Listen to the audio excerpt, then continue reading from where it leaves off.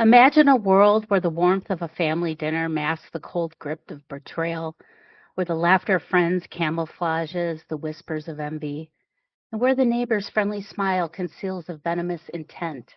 This twisted reality we will confront tonight. Join me with my guest, Richard Estep, as we delve into the depths of human depravity, exploring the harrowing stories of murder most foul, perpetrated by not just strangers in the night, but by the very people who we share our lives with, homes and hearts. So buckle up, let's hit it.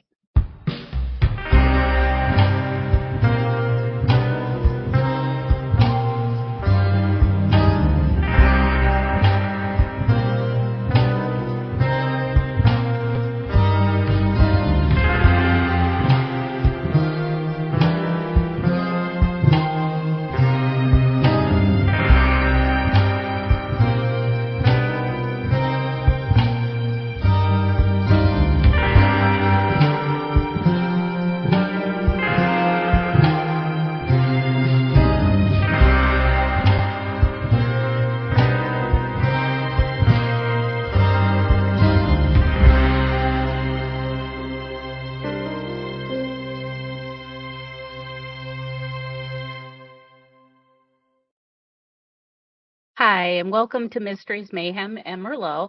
I am your host, Winnie Schrader, and tonight we have a very special guest with us. We have Richard Estep, who is the author of a new book called Family, Friends, and Neighbors, Stories of Murder and Betrayal. Richard has written many books from the paranormal all the way to true crime, and some of his books actually delve into both. So we'll definitely have to get Richard back on for that. I'd love to introduce you, Richard Estep. Welcome to the show. Hello, and thanks for having me, Winnie. Yes, it's great to have you on. You've been on my husband's show many of times talking about your paranormal books and things like that, but you also love true crime. And when I saw this book come across my email list, I was like, wow, Richard really has me, like, he knows exactly what I want for my show. So I had to get you on. Now, this book kind of goes down the road of not just these random murders or crimes that are happening, but they're within the home, people we're closest to. So why is most murders, when it comes to things like that, why are they so intertwined within family and friends and things like that? When you were going through these stories, what was kind of the consistency between them? Was it money? Was it envy? Was it jealousy? Was it rage? What were you kind of seeing when you were going through these cases? Yeah, that's a great question. So I'd written a couple of books for the same publisher, Visible Ink, and I'd written about serial killers.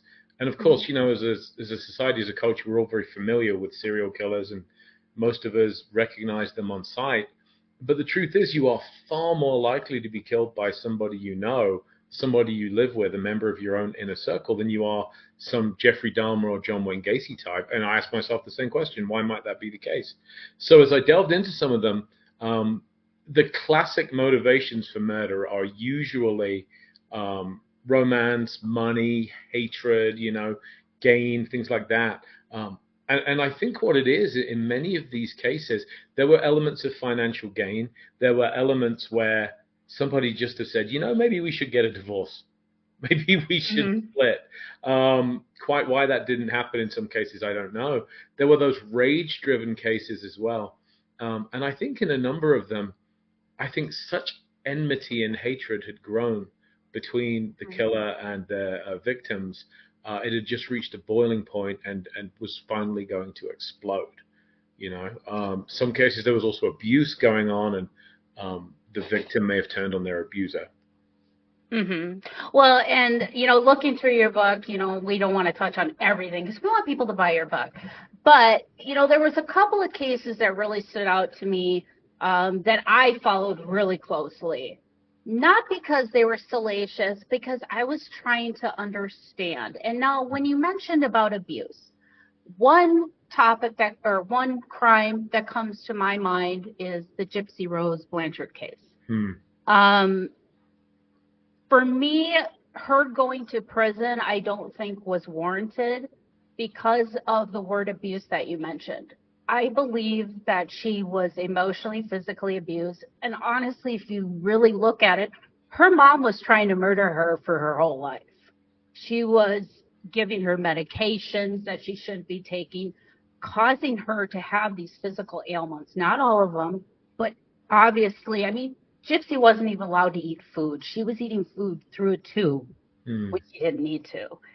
So I understand Gypsy's reason that that was her only way out, because her mother was very controlling. I mean, Gypsy, if you really want to, I mean, you got to look at the case, but this mother lied about her age.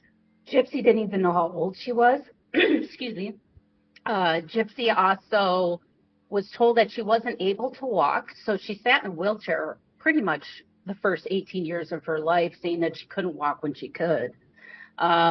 She was taking her to all these doctor's appointments, doing these procedures and medical things on her that were unnecessary.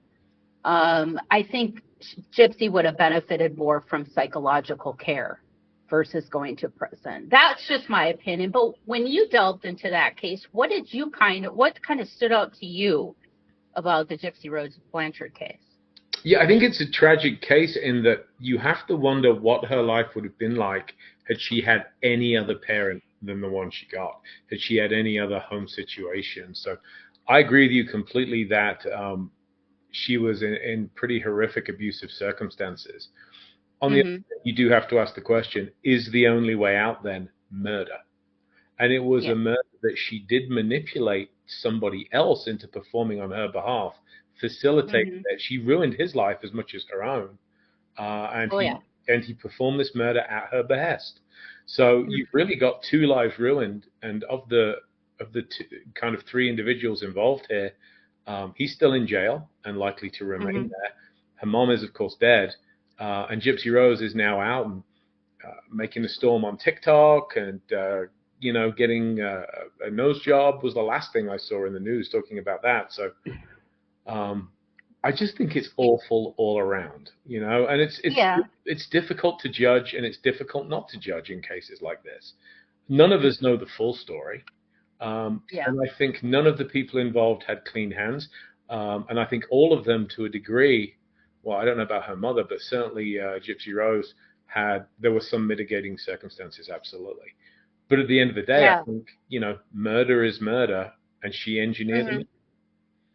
Yeah, I know. And, and that just kind of goes to I can't imagine what the psyche in me would be like when I find out all these things that I've known my whole life are a lie, and obviously, she felt like she needed to take matters into her own hands, and she went the wrong route, but like you said, we don't know the full extent of the abuse in the house. Was she really that closed off from the rest of the world that she couldn't tell a soul? I'm sure there's some things that, could play into part in that, but, cases like that. But then there's also cases of, like you mentioned, divorce. The Christopher Watts case, for instance, popped into my head. Obviously, the Christopher Watts case, if you're unfamiliar with it, his wife, Shanann, I believe that's how you pronounce it, she was kind of a vocal influencer for, I believe I'm not exactly sure. She did have an autoimmune disease. I can't remember what, so I don't want to misquote myself. But, so she had a very public life. She had two beautiful daughters and a husband, Chris, who she loved and adored.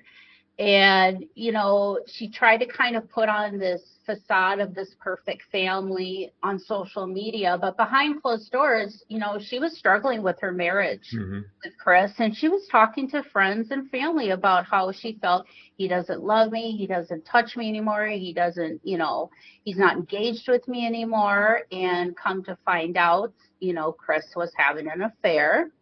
And one night, Shanann and the girls go missing. And we all know how that turned out. Shanann and both her girls were murdered by Chris, Shanann's husband, and the girls' father, because he didn't want to live that life anymore and wanted to live it with his mistress. So it's like, how do you go from being married, starting a family, having an affair, killing your family so you can be with somebody else. I just, what is the psychology in that? I cannot wrap my head around it. Was there anything in the case that really stood out to you that kind of gave some clarity on that? Something that's been brought up often, and I certainly am not the first to observe this, but I'm sure you've seen it. If you look back, and it's on YouTube, at the footage where appeals were being made, Shanann was missing at the time, and Chris Watts was, of course, playing along. You know, we're very worried. There's something in the guy's eyes. There's something on his face. Like he's in this almost tranquilized kind of state. You know, he's glazed. And I think that's the look of a man. There was a moment somewhere along, you know, I don't care what he has to say either, because I think he's proven to be so untrustworthy. You know, he'll say anything at this point. But I think there was a moment when the guy just snapped. In no rational, even if you're going to lose everything, if you're going to have a divorce, you're going to lose your house, you may or may not have access to your kids, you're going to lose your life savings and all that kind of thing. In what universe is that not, you know, still the better alternative than murder, right? Right. So I can only assume that he snapped. I can only speculate that he just lost it during one of, we know that all was not well with their marriage, you know, things were certainly very troubled. Shanann worked hard to put up this this front, which many people do on social media, you know, and it's understandable. It's the highlight reel, right? Most people kind of put on a bright smile and a sunny face, no matter what their problems. I think that was going on. I think there were probably a series of increasingly escalating arguments, and I think that he snapped. And at that point, having killed Shanann, he realized he'd gone too far. Even then, what just blows me, poor choice of words, what baffles me, what I cannot conceive, I can see how that would happen. Obviously, I don't advocate for it, right? It's awful. You're now a murderer. Congratulations. But to then go ahead and murder your children after that, you know, no matter how much you might detest your spouse, no matter how much hatred you might feel for that person, right? At what point do you then turn on your own completely and utterly innocent children as well? Well, I mean, the only thing I can think of, and like I said, I'm not there, but unless the girls walked in on him killing their mother, because like I said, that would be the only reason I would think he would want to. Because... Possibly, yeah. But then you're into that mindset of, as a parent, and I'm not a parent in the way that you are. My kids all have 4 legs, but you know, still. I still don't understand how, even if the children walked in and saw this, do you not go, well, I messed that up badly. Dad's going to call the police now. You know, at what point do you still decide you're going to snuff out these completely innocent lives that you made? That's beyond belief to me. I find it easier to understand a Dahmer or a Gacy or a Bundy who's doing this for kicks to strangers than I do anyone that can do that to their own children. Well, and that brings me to another case that was, oh gosh, I can't even remember, but the Susan Smith case. I'm not sure if you're familiar with it, but she was having an affair with a man, and the man didn't want children. So instead of saying, you want to know what, you're not a life for me, I have kids, you don't want them, okay, part as friends. No, she puts her kids in the back seat of the car, straps them in, and then puts the car in neutral and pushes it into a lake. I mean, if Dave came to me tomorrow and said, do you want to know it? If you don't get rid of your kids, we're done. I would tell Dave to see you bye. It's not worth, my kids are for my kids forever. I could not imagine putting my kids in a car, strapping them down and putting them into a lake where they would drown to death. And drowning is, I can't, that's one of my fears, that I have a phobia of it. I can't imagine doing that to your children, as Chris supposedly smothered his children. Now go ahead. Oh, and there are no new things under the sun. So one of the things I talk about in the book was Bodmin Jail back in the 1800s in the UK. I was investigating actually the history and haunting of the jail. But one of the famous tragic ghosts there, and her story broke my heart, is a lady called Selina Wadge. Selina was a single mom of 2 children, and she was absolutely on the poverty line in a way that we cannot conceive of today. You know, they were living rough. She was struggling to make ends meet, feed her children. She had a new boyfriend, and at least her version of the story was that one of her children was special needs, and he said, "I'll marry you and make an honest woman of you," as the saying was, but the kid has to go. And she ended up dropping him down a well, and was hanged for it, was executed for it at Bodmin jail. And she was placed in just this, I feel like, a situation where, you know, she had absolutely no life. Her kids had absolutely no life. They were literally starving on the streets. It still doesn't excuse it, but I can see the logic. I can understand how that might happen. You know, looking at some of the more contemporary cases, we're talking about people that had other options, other choices, other paths they could have taken, and instead chose to do something absolutely reprehensible. Exactly. I know. And when that comes to the big elephant in the room, the Casey Anthony case. Poor little girl is the result of that. She's Kaylee, yeah. I know. I'm trying not to cry. When I saw that little girl for the first time when the case broke, my son was the same age.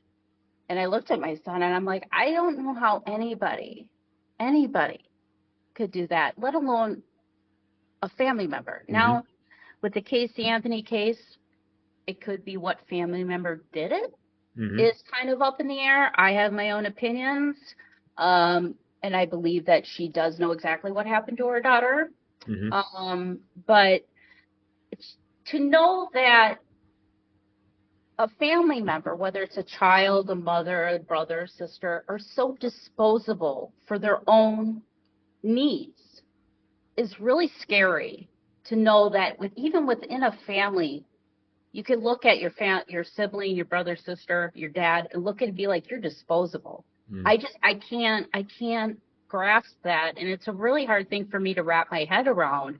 So I do like to look at these kind of books and read them and kind of get a more insight on the psyche of these killers. Like, how could somebody do that? And with the Casey Anthony thing, it's kind of like you can't really pin it down because there's so many lies going around that, and of course the media played a huge role in the Casey Anthony case. And I think, you know, that's why a lot of people were shocked at the verdict. I was shocked not because of the verdict itself.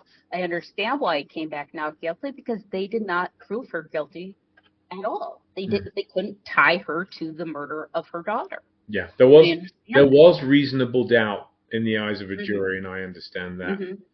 They did, if I recall correctly, they did convict her on 4 counts of lying to police, which was, I think, a $4,000 fine and time served.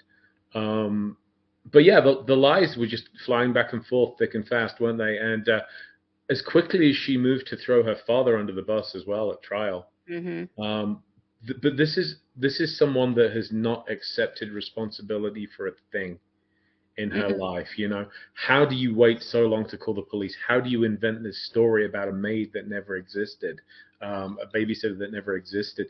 You know, lie after lie after lie after lie. How are you out partying with your own child missing? How are you, you know, engaging in like wet t-shirt contests when your own kid is presumably missing? If your story's correct, you should be worried out of your mind, right? Unless you know exactly what really happened and where your child is.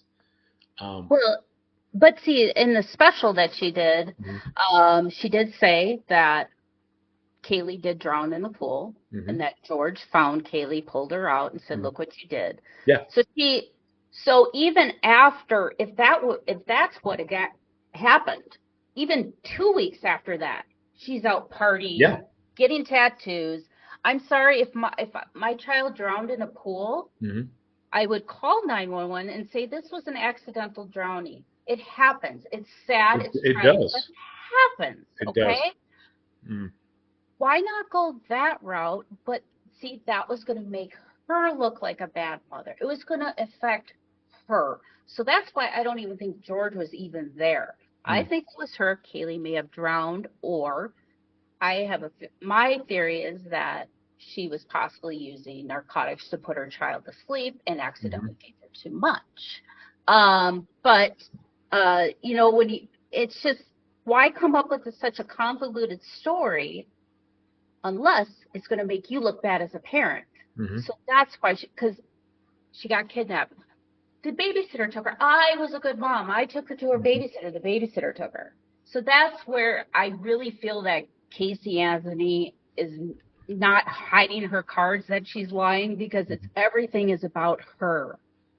And, you know, with the media now, she's, you know, is she getting a reality show now? That's apparently what's supposed to be happening. That's in the works, yeah. But she's pushing for a reality show, which is, and we're not just, you know, we're talking about here's what she's doing now. This is not a show that attempts to exonerate her or goes over the issues again. This is her making a new life for herself. And after the way she's behaved, innocent or not, you know, I would not want to put a single dime in that woman's pocket. She behaved awfully. Innocent or guilty, she behaved awfully. And it says something very negative about us as a society that we parade people like her on our TV screens. You know, and that might come across as hypocritical from someone that writes a book, as I have, but I'm interested in dissecting these cases, how they occur, what can we do to avoid them if at all possible, what are the red flags we can look for, you know? Right. I work very hard to not make the books exploitative, sensationalistic, or anything like that. And it kind of breaks my, you know, I'm more upset 2 weeks after having finished a book like this than she appeared to be after having lost her daughter. Like, it stays with you. It stays with you. I know. But if you have a shred of empathy, it's going to. And I think there is not a shred of empathy in Casey Anthony's art for anybody but Casey Anthony. Oh, I cried almost every night. I was so glued. I was so fascinated by the case. And a lot of the, I wish I remembered the little girl's name. She went missing around the same time they were looking for Kaylee in Florida. I'd have to follow up on that story. That was actually an interesting story because she was about the same age as Kaylee, and the same circumstances kind of happened. Yeah. She disappeared, and it was just very weird how those cases were like going at the same time in the same state. But, you know, media plays a huge part. I mean, they sensationalize these people. I mean, and that's why a lot of these, you know, when you see school shootings and stuff, one of the things they always say in their manifesto is that they want to be remembered. And of course, the media just, you know, plasters them all over the place. A lot of times when Dave would have to report on anything like that, he wouldn't even say the guy's name. And I agree. I don't want to say, you know, I would hate, you know, if I didn't have to see Casey Anthony ever again, I'd be a happy person. Right. But, yeah, the media does play a huge part.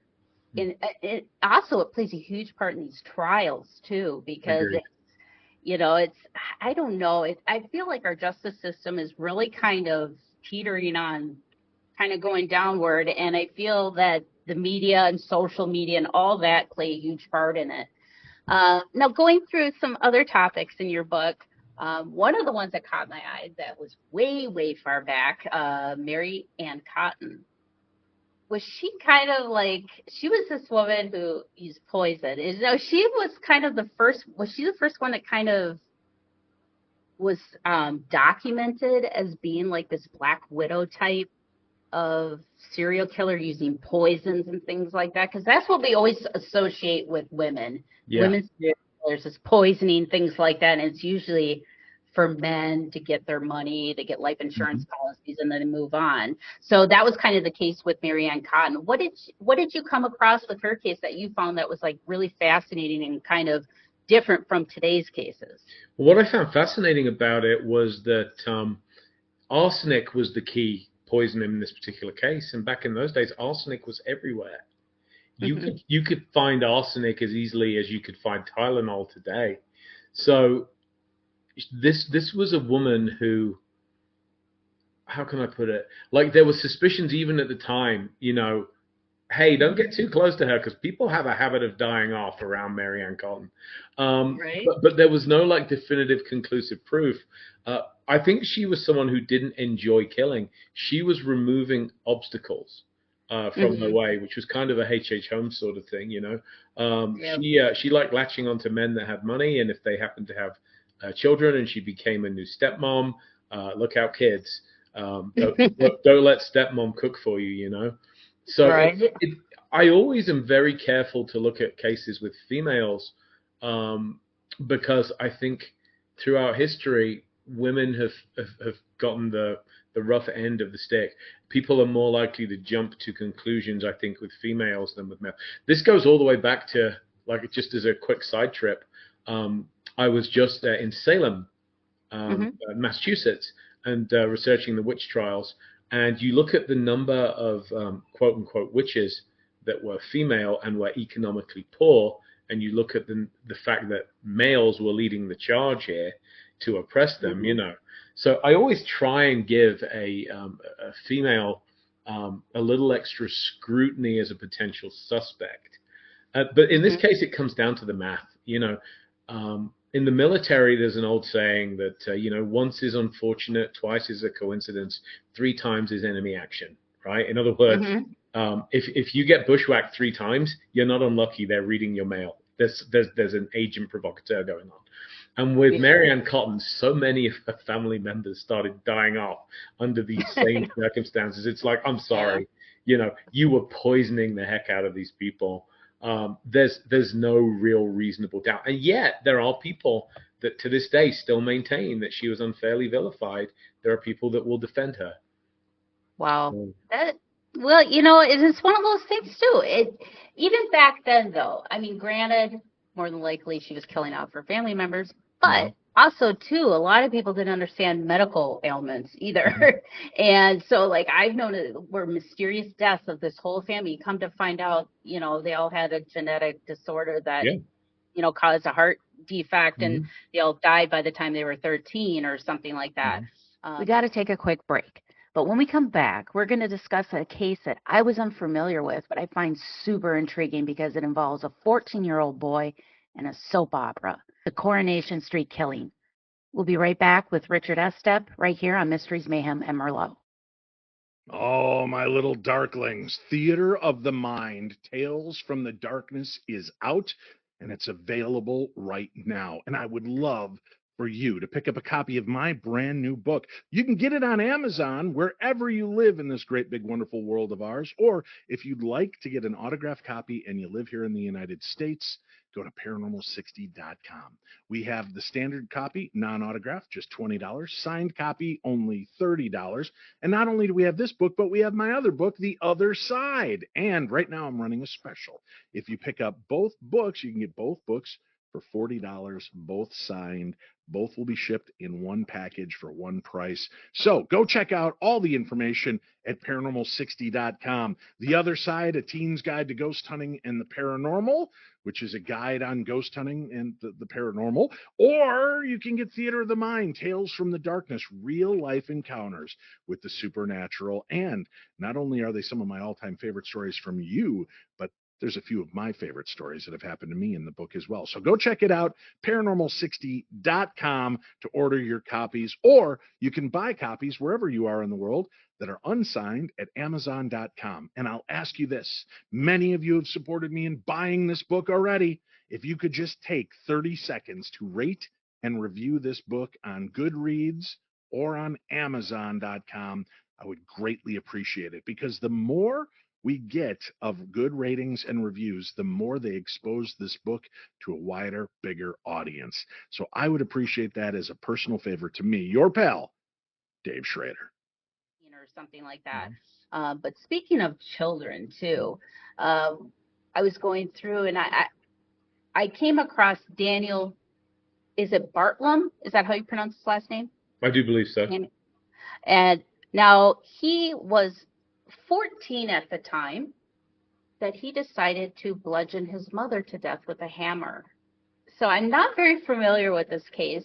So if you want to kind of give me some insight on it, because I'm fascinated, I am going to read up on this, because it's not very common for a 14-year-old boy to bludgeon his mother to death with a hammer. Now, if I recall correctly, was this the Coronation Street killer? Yes. So Coronation Street is like the longest running and most popular soap opera in the UK. My own really? dear mom, God bless her soul, religiously watched it. Some of my very earliest memories, in fact, are the theme tune of that show. Cool. And it's been running for years and years and years and years. So what was kind of unique about this is that it was a copycat murder of a teenager that brutally murdered his mother in a way that mimicked the storyline of this immensely popular soap opera that kind of gripped the nation. Wow. Yeah, so it was a real example of life imitating art, as it were. Right? And so, we have this age-old debate, don't we? Do video games cause violence? Do movies cause violence? And so on and so forth. And that's a debate that's as old as the hills. Certainly, I think the young man got the idea from that show, but then what about the millions of teenagers who watched that show that didn't bludgeon their parents to death? Exactly. What flips that switch? Because there are people that, if you say, okay, a child abuse, you can have two children that have, two children living in the same home dealing with the same abuse, and one child will go on a murderous rampage and become a criminal, and the other one will become a lawyer or something where's that switch being turned on, and why is it only in certain people, not others? Have you come across any information kind of delving into all these types of crimes?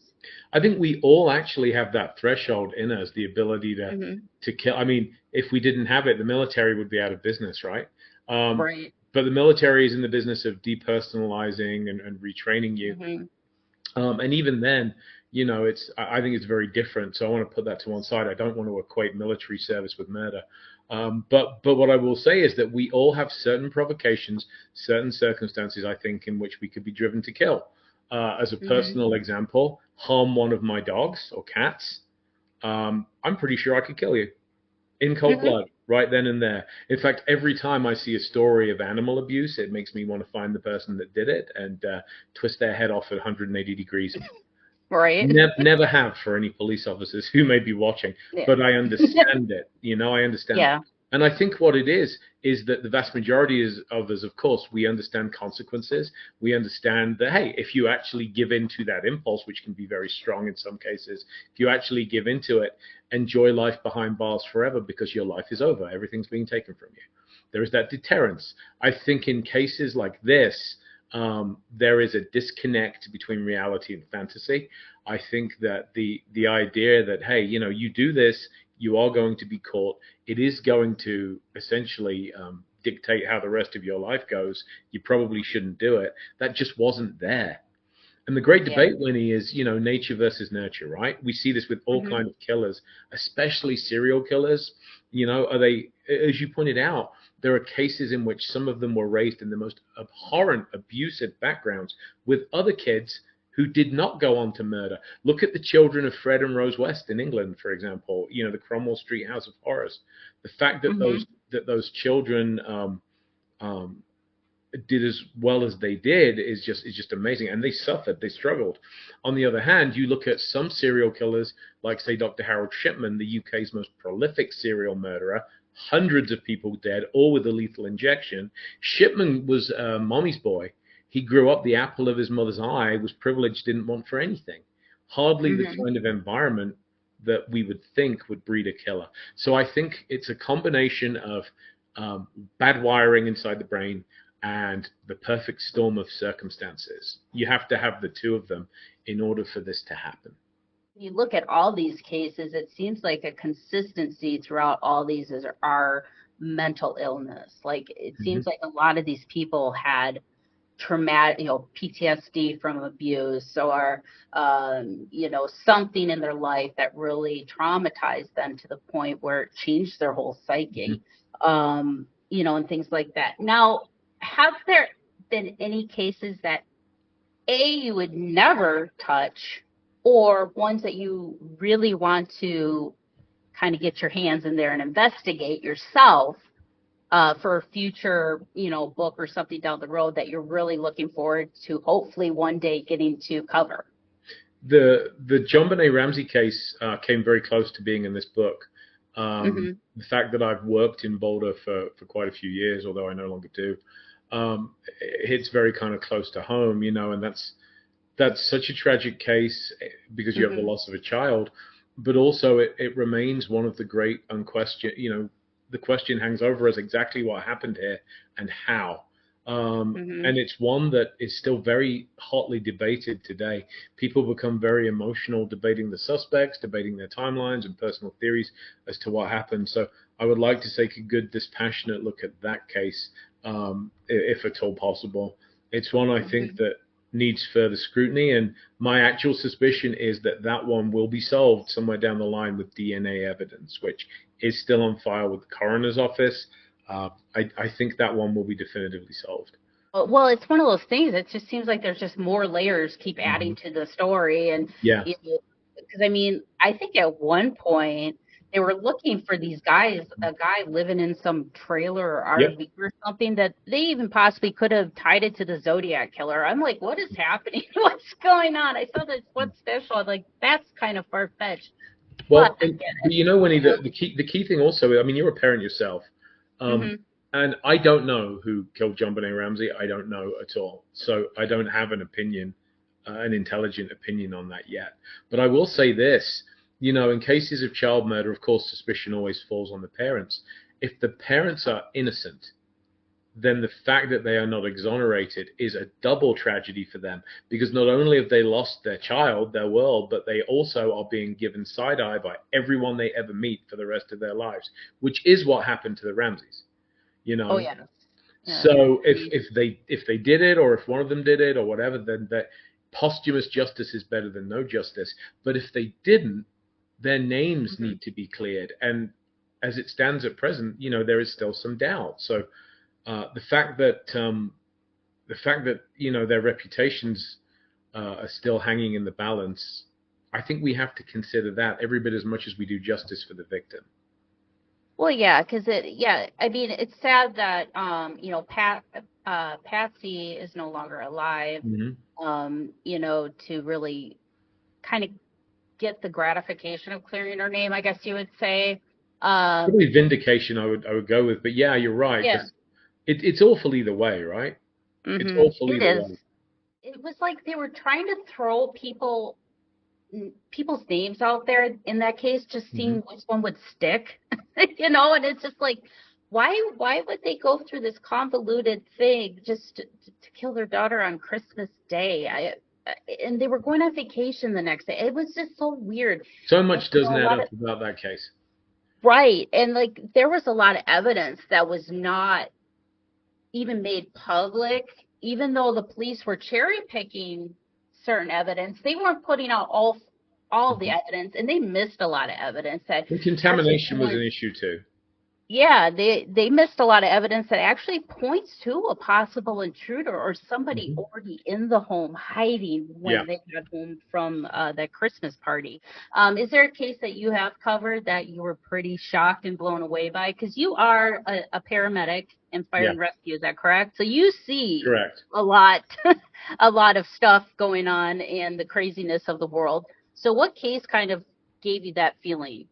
If you're not familiar with this case, Nancy Crampton Brophy was a lady that wrote a number of steamy kind of erotica kind of books with Navy SEALs and women. Um, Mm. and she had also, those books are still out there on Amazon too. And she had also written an article called How to Murder Your Husband and Get Away with It. And then her husband turned up dead, shot in the university. He was a chef, and so he taught culinary school. And Oh, okay. he was shot front and back one morning, and her car was seen on security cameras cruising by the facility like a few minutes beforehand. Oh. So, the police delved into her history, and she'd purchased ghost guns. I'm not sure if you're familiar with that term.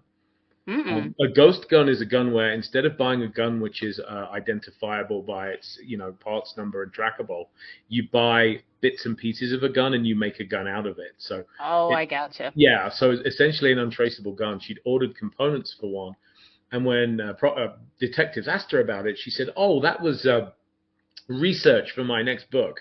I'm not going to write an article called How to Murder Your Husband and Get Away with It and then murder my husband, am I? And the prosecutor says, yes, you are, you did, and you're going to jail. Okay. Yeah, so whether she's guilty or not, I don't know, but she certainly was convicted. And just the idea that a writer may have done that, you know, after having written about it, it would be, my wife and I joke about this all the time, you know, they always look at the spouse first, right? I can only imagine how much harder they would look if that spouse has the browser history that I do and has written and has put out the kind of books that I put out. Like, it's not exactly going to challenge the detectives, is it? You know, so it just kind of seemed ironic. And I'm not making light of the fact that that man is dead at all. You know, I know. Yeah, but the discrepancies were interesting. Like the life insurance was disproportionately high on him. There were financial worries. You know, there were all the means, motive, and opportunity were all there. So I kind of wondered, actually, as I was following the case, will she be convicted, or will the jury not believe this? That was one that really seemed, you know, again, it was life mirroring fiction, as it were. Yeah, and like I said, with OJ, he did the opposite. Like, once he was acquitted, then he wrote a book saying that if he were to murder Nicole, this is how he would have done it, which was kind of very much in the vein of how it happened. But anyway. But yeah, you know, you want to talk about the ultimate bad taste, right? I mean, whether you believe OJ Simpson was innocent or not, and I certainly have my own strong feelings on that, as I'm sure everybody watching this does. You know, let's just for one moment say that he was innocent. To do what he did for any reason is so distasteful. It's so just gross that you're an appalling human being for doing it. Right, and especially knowing that they have children together. Your children could read this book, OJ, about how if you would have killed their mother, this is how you would have done it. And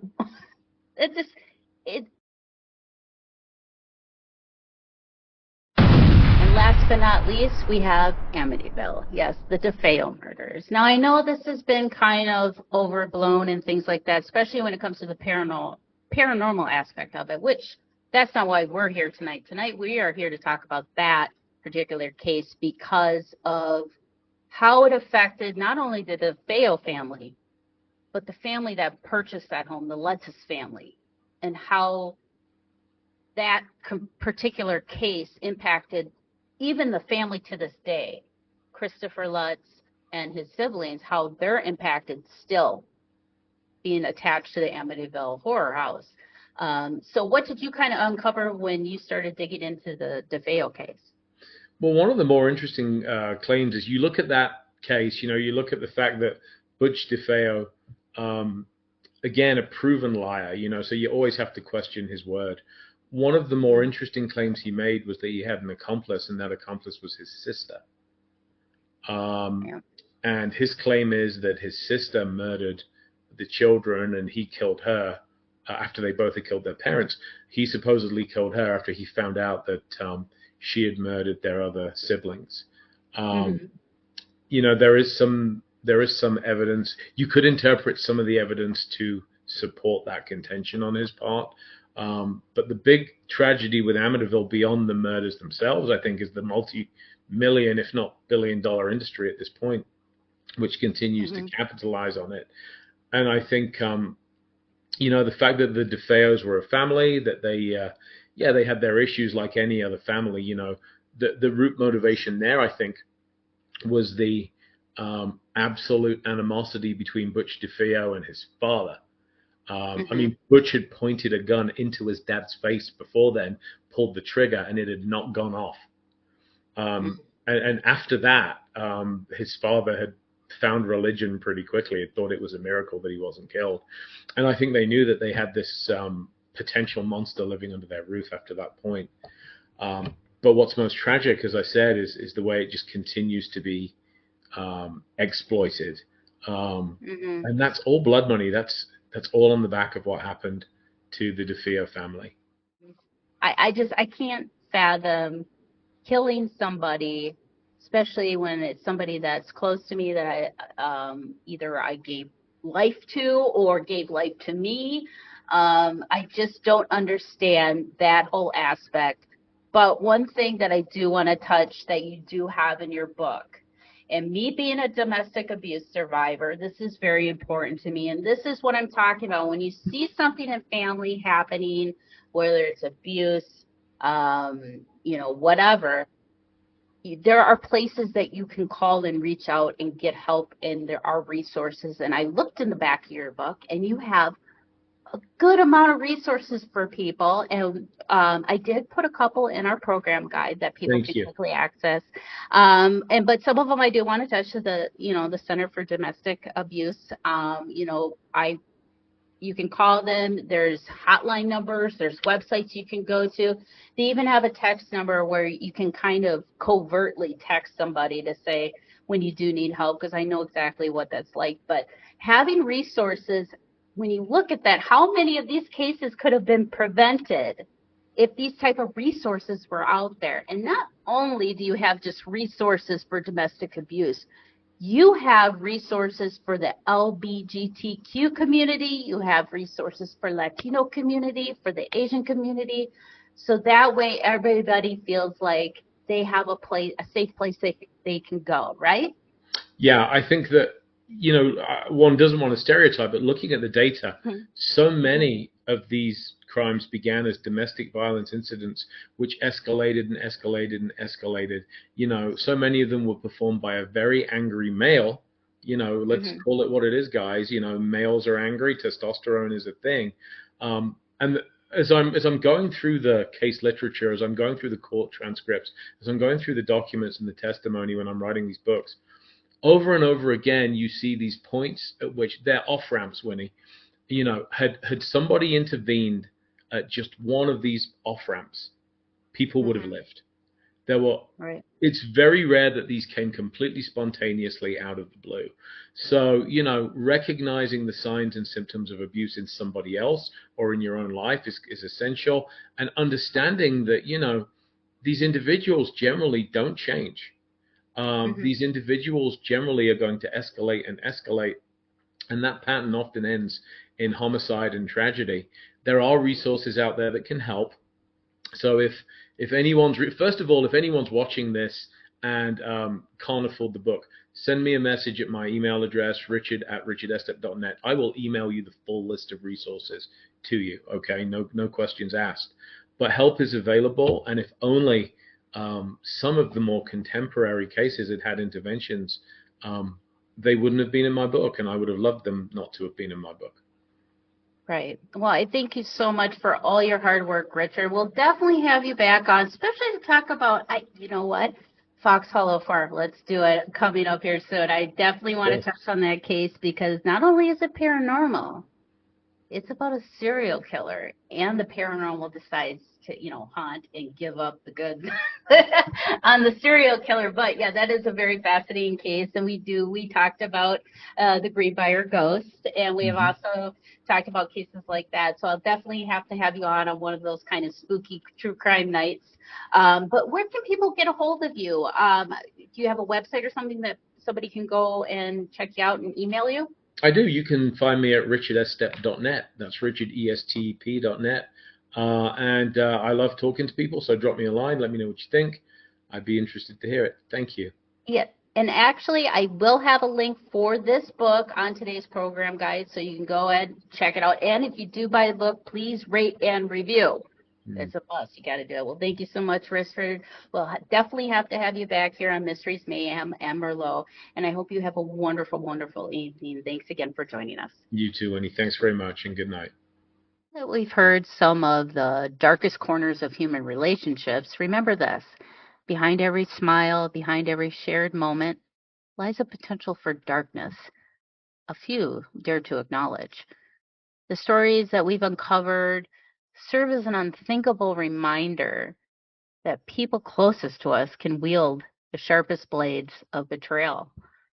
In the quietude of our homes and the familiarity of our neighborhoods and our communities, danger lurks, wearing faces we trust.